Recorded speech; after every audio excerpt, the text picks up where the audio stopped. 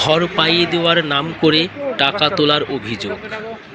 ভারত বাংলাদেশ সীমান্তবর্তী মুর্শিদাবাদ জেলার রানীনগর থানার অন্তর্গত ৯ নম্বর রাজাপুর গ্রাম পঞ্চায়েতের অধীনস্থ চর মুন্সিপাড়া এলাকার প্রশান্ত মণ্ডল তরফে কুবির মণ্ডল পিতা বৈদ্যনাথ মণ্ডল, অর্জুন মণ্ডল পিতা দীপচাঁদ মণ্ডল, বিশ্বজিৎ মণ্ডল পিতা প্রেমলাল মণ্ডল, সরজিৎ মণ্ডল পিতা সুশীল মণ্ডল, শচীন মণ্ডল পিতা লক্ষ্মী মণ্ডল এদের বিরুদ্ধে মূলত টাকা তোলার অভিযোগ তুলেছেন স্থানীয় বাসিন্দারা।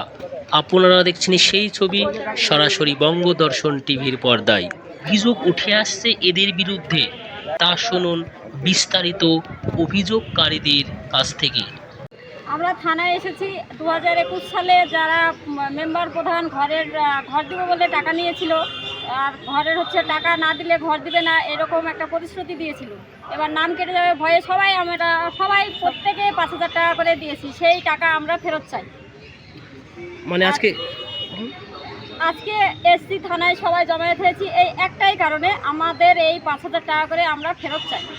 মানে কাকে কাকে টাকা দিয়েছেন? টাকা আমরা মেম্বার প্রধান বুথ সভাপতি সবাইকে দেওয়া হয়েছে। নামগুলো বলবেন কে কে ছিল? 1 নম্বর হচ্ছে অর্জুন মণ্ডল, 2 নম্বর কবির মণ্ডল, 3 নম্বর হচ্ছে সরজিৎ মণ্ডল, 4 নম্বর হচ্ছে বিশ্বজিৎ মণ্ডল, মেম্বার প্রধান এরা সবাই ছিল। তারা এখন কি বলতে চাইছে? তারা এখন বলতে চাইছে আমরা টাকা নিই। তার পরিপ্রেক্ষিতে আপনারা কি করছেন? তার পরিপ্রেক্ষিতে আমরা চাই আমরা এই টাকা যেন পাই। কিভাবে পাবো সেটা থানা, মিডিয়া এরা দেখুক, ভিডিও সরকার দেখুক। মানে কত টাকা দিয়েছিলেন? 5,000 টাকা করে। এক একটা ঘরের পিছনে 5,000 টাকা করে দেওয়া হয়েছে। আপনার নামটা বলবেন? আমার নাম সুপ্রিয়া মণ্ডল।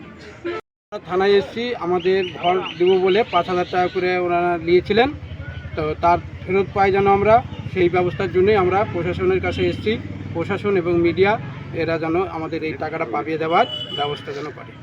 টাকাটা কাকে কাকে দিয়েছিলেন? বিশ্বজিৎ মণ্ডল, কুবির মণ্ডল, সচি, তারপরে প্রশান্ত, ওর নাম কুবিরের যার নাম সরজিৎ, এদের মাধ্যম দিয়ে আমরা টাকাটা দিয়েছি এবং আমরা খুব কষ্টের মাধ্যমেই টাকাটা দিয়েছিলাম। সেই সময় মানে কি বলেছিল টাকা নেওয়ার সময়? টাকা নেওয়ার সময় বলেছিল যে তোমরা মানে ঘর পাওয়া যাবে না, হ্যাঁ টাকা না দিলে নাম কেটে যাবে।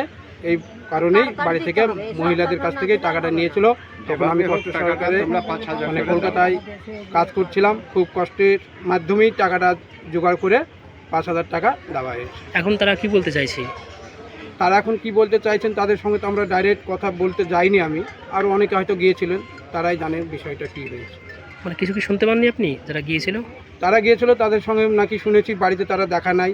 কেউ বলেছে আমি কোনো টাকা নিইনি, এর কোনো মানে প্রমাণ দেখাতে পারবে না, এরকমও বলেছে 2-1 জন। মানে এখন আপনারা কি চাইছেন? আমরা এখন চাইছি যেভাবে হোক টাকাটা যেন আমরা ফেরত পাই।